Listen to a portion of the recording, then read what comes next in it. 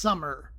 The time for big movies, the time with no school, and the time to reflect on what you want your second half financial report to look like. In my previous video, I predicted that Hasbro would have a good summer, and from what the financial report states, I'm mostly correct. They still took a loss, but it wasn't as severe as Hasbro expected. They had several successful products, and the new Transformers movie did pretty good in theaters. Will this winning streak last? Hard to say. But after seeing some of their new products at Comic-Con, well, I'm far from impressed. That being said, let's break down the financial report so we can have a better understanding of why Hasbro did well and what the future may hold. The first thing to note about the financial report is that Hasbro net revenue dropped by 10%. This means that overall they had a minor loss when compared to last year. However, this was a smaller drop than they had expected. This was due to a recent bump in sales alongside cost-cutting measures. They claim that they saved over $84 million due to cost-cutting programs. In addition to that, they have reduced their inventory and have noted that retailer inventory is also down as well, meaning things are moving and things are selling. It also means that they are producing less toys and they aren't wasting resources on toys that don't sell.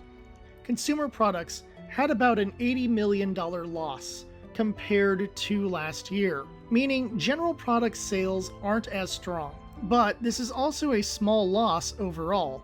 Despite the release of the new Lord of the Rings, Magic the Gathering set, Wizards and Digital Gaming still lost money compared to the year before. However, it is on the smaller side at only $45 million. This shows that even with the new set release of Magic the Gathering, WotC is still losing money overall, which is a positive for those who are standing against WotC's horrible business practices.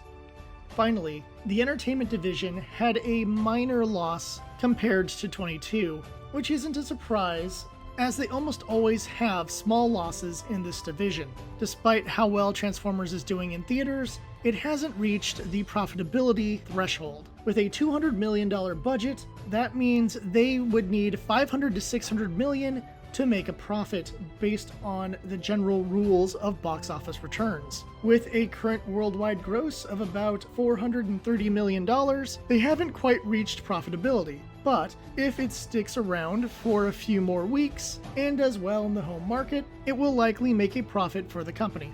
As far as the first half of the year, everything is made up of losses, with consumer products and entertainment taking the biggest hits.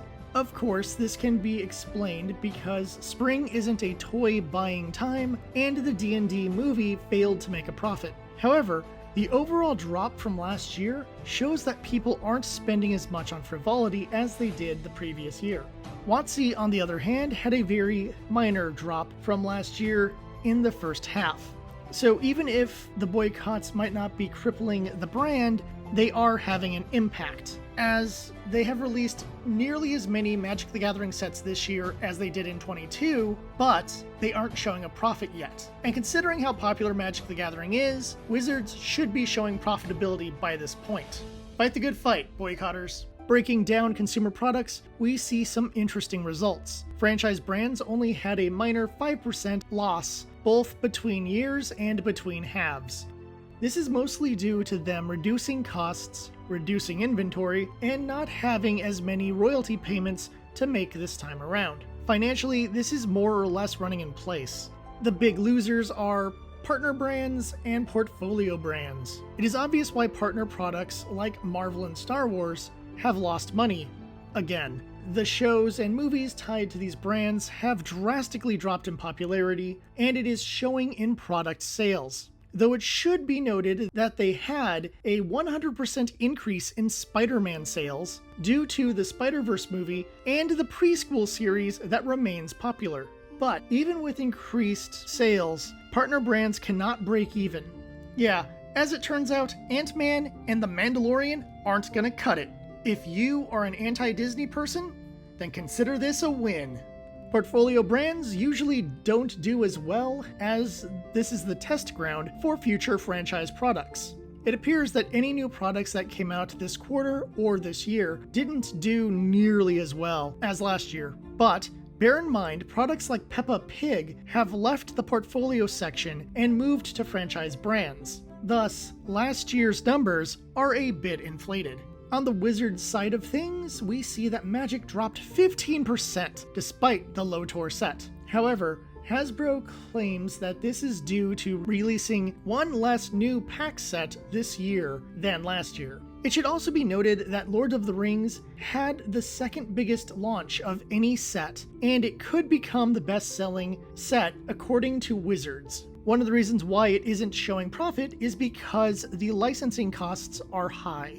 Gaming as a whole did not decline as much due to the summer bringing in more D&D Beyond and Magic the Gathering Arena players. Add to that, Wizards expects a strong third quarter as Magic World Championships will be happening in September. No matter the positive spin that they have, let's all bear in mind that they still took some big losses this quarter. They have no notes about D&D doing well, and I doubt if they had released one more set that it would have made up that 15% deficit.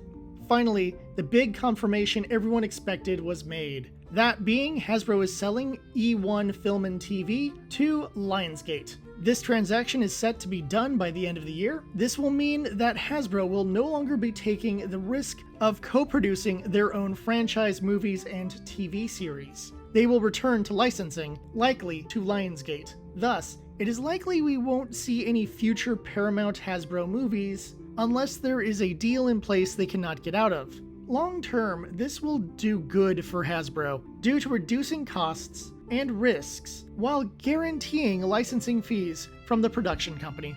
Bottom line is, this was a meh quarter for Hasbro. They didn't make a profit, but had minimal losses. They did have a few popular products this quarter, which included the Monopoly sets of NBA Prism and Super Mario Bros., which I thought they already had. More than that, the Furby did well as the Magic the Gathering Lord of the Rings set, which also did well. However, despite some good sales that came with summer vacation, they still took a hit. I doubt we'll see any kind of improvement in quarter 3.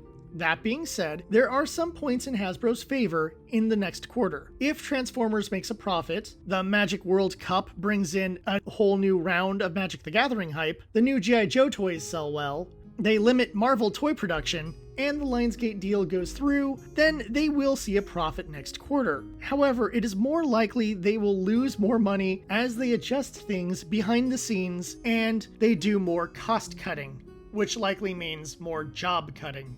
To wrap up, it was a very tepid quarter for Hasbro. Wizards lost money, so all in all, I'd say that's a win for those of us who are anti-WotC. While I didn't point this out during the discussion, Hasbro has quite a bit of debt, and one of the reasons they are selling their film and TV production division is because they need to pay back hundreds of millions to investors. If they don't start making a profit, they will start selling off more assets. If they sell off Wizards, or better yet, the D&D IP, then we might get someone in charge of the franchise who actually cares about the customers. Of course, that begs the question, who would you want to buy the old TSR IPs?